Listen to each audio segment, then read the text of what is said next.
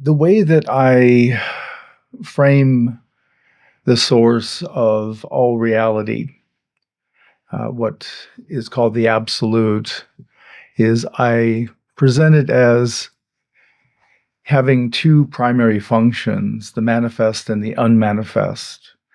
The manifest is characterized predominantly by love, by presence. And by presence, I mean a here-ness, a beingness quality. And then the third quality in the manifest is pure awareness, and that's awareness without reflection. So it's an awareness that we know based on contact, direct contact, rather than reflection or conceptual contemplation. So we know what something is by intimately being with it in a non-conceptual approach or manner. The unmanifest is really the source, more of the source of the source. It's characterized, and the manifest I didn't mention is typically those that have visual meditative seeing are able to often see it as a brightness.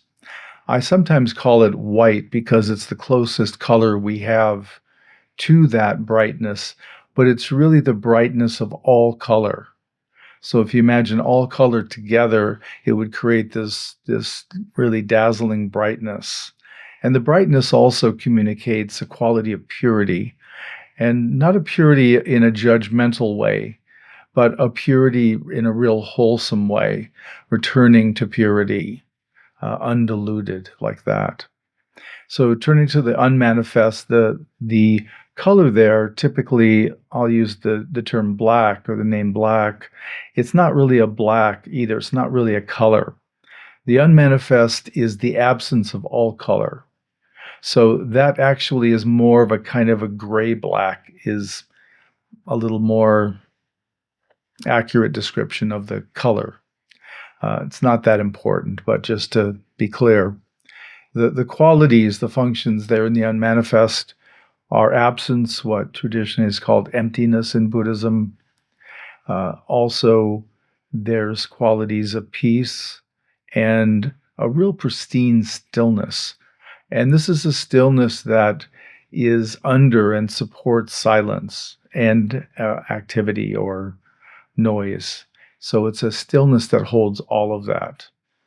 I recently was part of some testing at Harvard around jhana practice and cessation practice. And it was really challenging to do in the machines. It was one of the most powerful MRIs they make. And of course, if you had an MRI, you know they're extremely noisy. The noise is not in any kind of pattern. It's sort of random and different sounds. So I found it really challenging to connect into the stillness. I could feel it, but I couldn't quite sort of enter into it, or awareness couldn't enter into it because of the real loud noises and the strong magnet of the machine. So, but I was trying to find the stillness that was holding that noise. So that was the approach I took. And again, I did make contact, but it was just hard to sustain because of all the distractions. Anyway, so that's one of the qualities of the unmanifest is stillness. And then at the core of the unmanifest is the experience of what we call cessation. And cessation is an embracing, a welcoming, and absorbing. It absorbs anything that comes in proximity. So if we're meditating and we are drawn deeply enough into the peace and stillness in particular, in the absence, we can begin to approach cessation. And it's normally felt or experienced as a diminishing of language. So thoughts get very quiet. There's long spaces of silence, stillness between thoughts. Coming up with languaging to identify what's happening becomes more and more challenging. So we know things by that direct, pure awareness, not by reflection.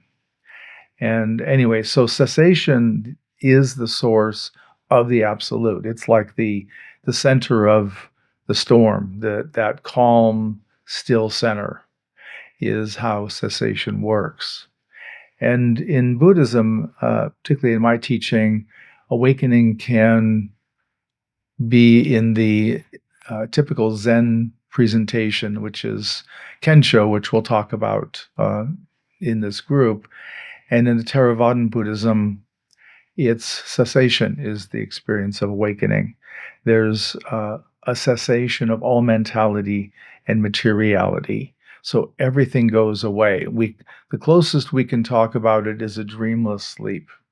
So it's an energetic blackness that is so peaceful and so still, it just absorbs everything around it. It has this pull like a black hole in space, I imagine. So anyway, that's the big picture of what we're working with, and the qualities that we'll be engaging with are functions of the absolute. So the more we can make contact and steepen that, the more comfortable we get, the more willing we are to not have thought, to not have identity as we abide in the absolute.